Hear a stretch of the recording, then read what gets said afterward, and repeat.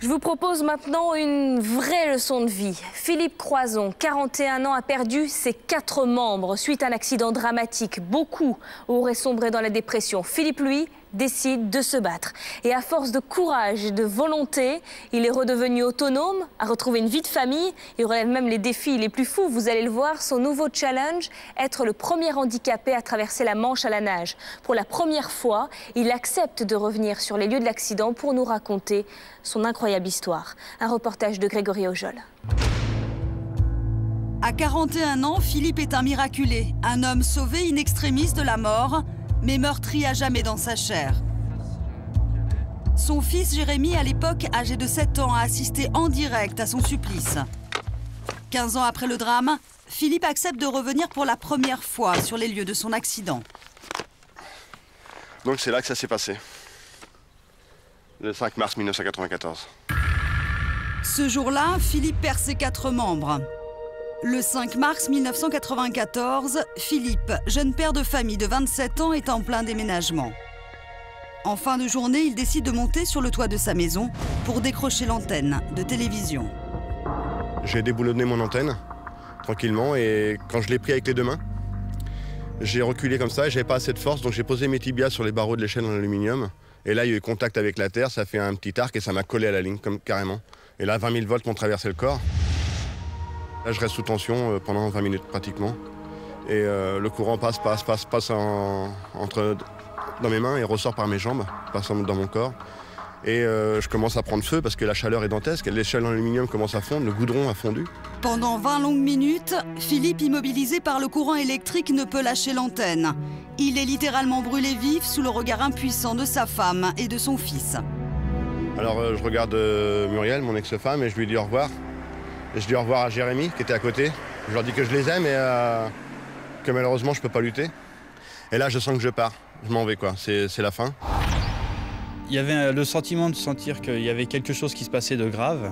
Mais en même temps, à 7 ans, on ne se dit pas tiens, mon père est en train de mourir, parce qu'on ne s'en rend pas finalement compte. À partir du moment que le SAMU me prend en charge et qu'ils découpent tout ce qu'ils peuvent découper, l'alliance, les machins, parce que tout est brûlé. Il faut imaginer les mains carbonisées, quoi. C'est du charbon, il n'y a plus rien. Mes parents arrivent, mon frère, j'entends hurler ma mère sur le terrain. Et là, ça fait... c'est assez chaud parce que d'entendre ça,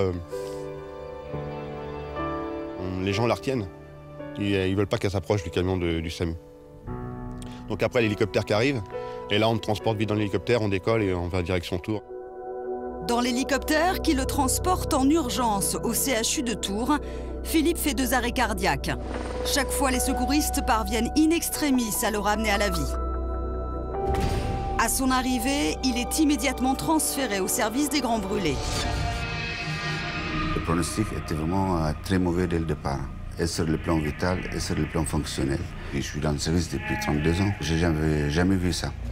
Et là, dans son cas, entre amputer un membre, 2 membres, 3 membres, ou les laisser mourir, il n'y avait pas de choix de toute façon. C'est sûr, si on ne l'avait pas amputé, il ne serait pas là. En moins d'une semaine, Philippe est amputé des 4 membres. Maintenu en permanence sous morphine, il reste dans un état comateux pendant 2 mois. Une nuit, il reprend conscience, il réalise alors ce qui lui est arrivé. J'ai envie de boire. Et derrière, il y a un petit robinet qui fuit. Et c'est horrible, c'est clic, clac, clic, clac. Et là, je dis, ah, il y a un robinet, je vais aller boire. Waouh! Et là, je vais me lever. Mais, ah! Et je vais me lever, mais j'y arrive pas. J'essaie d'appuyer mon bras. Je dis, mais l'autre bras, j'essaie de trouver ma jambe pour essayer. Et je peux rien faire. Et là, mon cerveau commence vraiment à prendre conscience que j'ai été amputé. Et là, effectivement, c'est le trou, c'est la descente aux enfers, complètement.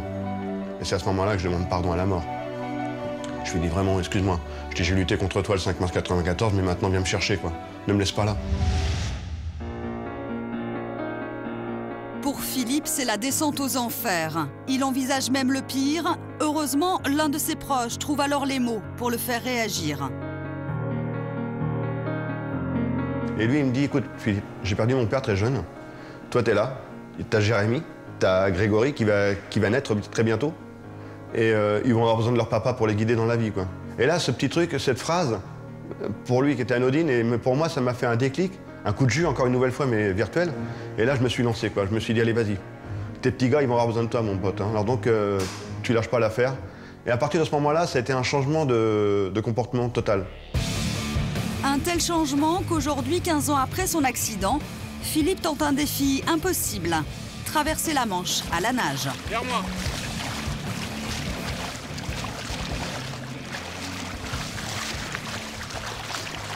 Ma prothèse était bien étirée, même le corps. J'avais le corps super bien étiré. Et je luttais. Je sentais le courant qui venait vers moi, je luttais. Et ça, c'est une bonne sensation, quoi. Je me suis senti bien. Mais avant d'en arriver là, pour Philippe, plusieurs années de souffrance et de courage. Juste après l'accident, transféré dans un centre spécialisé, il jette toutes ses forces dans la rééducation. Son obsession, redevenir l'homme qu'il était auparavant. J'avais 2 heures de rééducation par jour, et quand j'arrivais dans la chambre, je continuais encore la rééducation, quoi. Je faisais des abdos, des dorsaux, je travaillais la jambe, je travaillais tout, quoi. Je voulais absolument marcher le plus vite possible. C'était à fond, je me suis donné sans compter, quoi. Vraiment sans compter. Et 4 mois après mon arrivée au centre, je faisais mes premiers pas.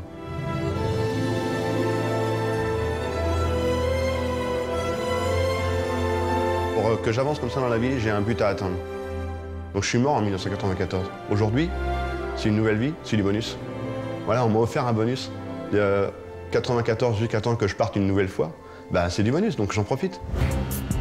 Une philosophie de vie qui ne l'a plus jamais quitté. Depuis le drame, Philippe a tout fait pour repousser les limites que lui imposait son handicap. De la plongée sous-marine par 20 mètres de profondeur, du saut en parachute à 4200 mètres d'altitude, rien n'est impossible pour Philippe.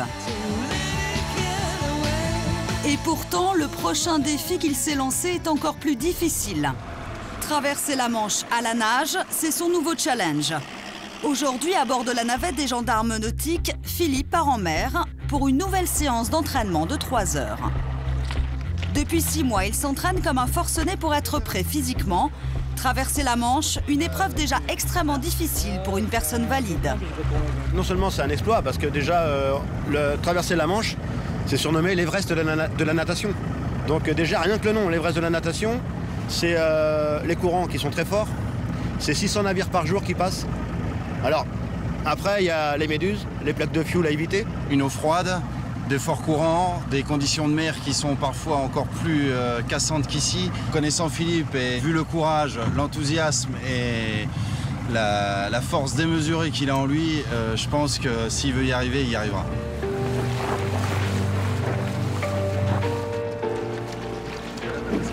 Je me fais pas dominer par mon handicap, c'est moi qui le domine. Et c'est ça que je veux, quoi. Être le premier homme handicapé à traverser la Manche à la nage. Ça serait une première mondiale. Une première mondiale que Philippe entend bien réussir. En attendant, Philippe a retrouvé une vie presque normale. Aujourd'hui, grâce à ses prothèses, il est pratiquement autonome. Seul impératif, Suzy, son aide à domicile, doit l'aider à les fixer. Après, une fois que je suis debout, c'est bon. Et là, voilà, ça y est, maintenant, je suis opérationnel. Et quand il a besoin d'aller acheter le pain, Philippe prend sa voiture, comme tout le monde. Avec le joystick, j'ai l'accélération, le freinage et la direction. Et après, tout ce qui est électrique, c'est à la commande à la voix. Aujourd'hui, Philippe est indépendant, relève les défis les plus fous, mais surtout, il a trouvé l'âme sœur, Susanna, dont il est fou amoureux. Et pourtant, quand son ex-compagne, Muriel, l'a quitté il y a 7 ans, Philippe a bien cru qu'il finirait ses jours seul. C'est difficile d'imaginer que quelqu'un peut tomber amoureux d'une personne sans bras et sans jambes. C'est dans mon... J'imaginais pas un truc pareil, c'était pas possible. J'ai qui pourrait m'aimer moi, Philippe? Et moi, est-ce que je serais capable d'aimer à nouveau quelqu'un? Un jour, voilà, j'ai rencontré Susanna. Et là, waouh. Là, c'est quelque chose, quoi. Parce que, bon, on a discuté longtemps sur Internet. Et petit à petit, les choses se sont faites. Philippe profite désormais pleinement de son bonheur. Mieux que quiconque, il connaît le prix de chaque seconde de sa vie et rien ni personne ne l'empêchera plus d'en profiter à fond. Les gens qui croient que la vie n'est que souffrance. Alors c'est pas vrai. On a le droit de souffrir, on a le droit d'avoir mal. Mais à un moment donné, il faut relever la tête et se dire attends. J'ai pas de plan de carrière, j'ai qu'un objectif, vivre et faire vivre les proches, les miens, du mieux que je peux, quoi, jusqu'à temps que je sois là.